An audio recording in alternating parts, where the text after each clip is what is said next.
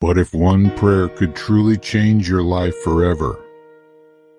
Imagine a moment where your heart speaks clearly, where you feel heard, not by people, but by God Himself. There's a kind of prayer that doesn't just fill the air with words, but fills your soul with peace. It's not about formulas or perfect phrases. It's about presence, your presence before a loving Creator. Jesus showed us this way, a prayer that reaches heaven not because it's eloquent, but because it's honest, humble, and real. Have you ever wondered if you've been doing it all wrong, rushing into requests or reciting routines without true connection? It's time to slow down and learn what Jesus taught. A way that doesn't just change your day, it transforms your life. When Jesus began to teach us how to pray, He didn't start with needs or troubles.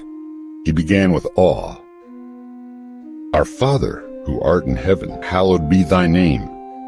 Those words are an invitation to remember who God is. Before we ask, we honor.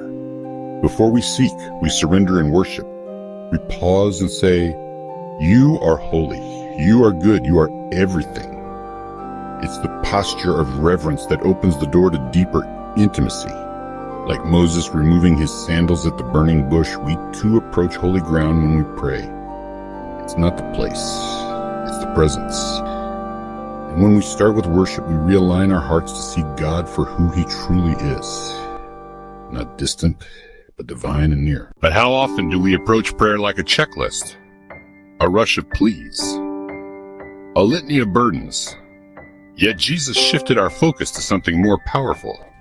Thy kingdom come, thy will be done. He wasn't asking us to control outcomes, but to trust in a kingdom that's already moving. In the Garden of Gethsemane, facing the cross, Jesus didn't demand escape. He surrendered. Not my will, but yours. That is the deepest prayer of faith. It says, even if I don't understand, trust you.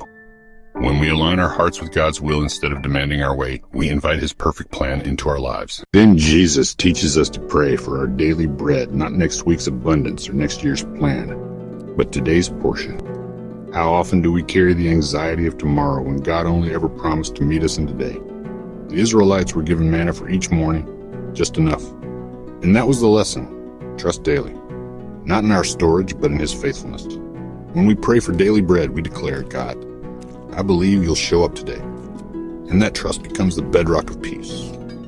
In a world of scarcity mindsets, God invites us into daily provision and presence. Forgiveness may be the hardest yet most healing part of prayer. Forgive us our debts, as we forgive our debtors. Those words are more than a spiritual phrase. They are a radical release. Because to ask God for grace while withholding it from others creates a spiritual block. Jesus made this clear. If we want to be free, we must forgive.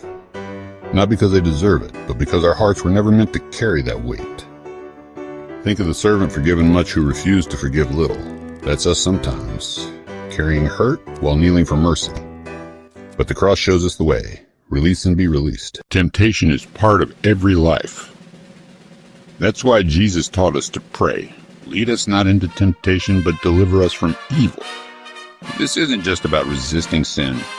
It's about asking God to guide us through life's landmines, emotional valleys, and spiritual battles. On our own, we're not strong enough. But with Him, we're never alone. Think of Joseph in Egypt. Faced with temptation, he fled, trusting God to protect his integrity. That's what prayer can be. A shield, a compass, a whisper that says, go this way instead. When we ask God for deliverance, He doesn't just pull us from danger. He strengthens us in the journey. Jesus reminded us that prayer was never meant to be a performance.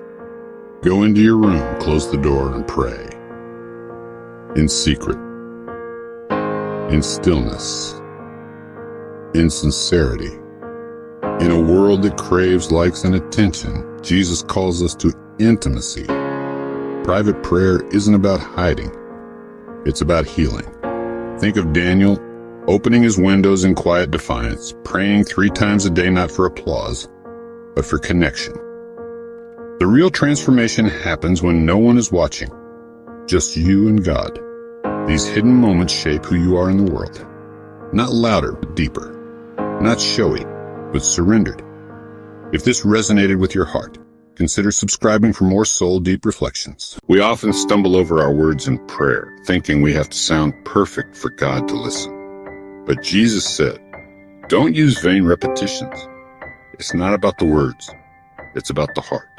Hannah prayed silently, her lips moving with such anguish that she was mistaken for being drunk.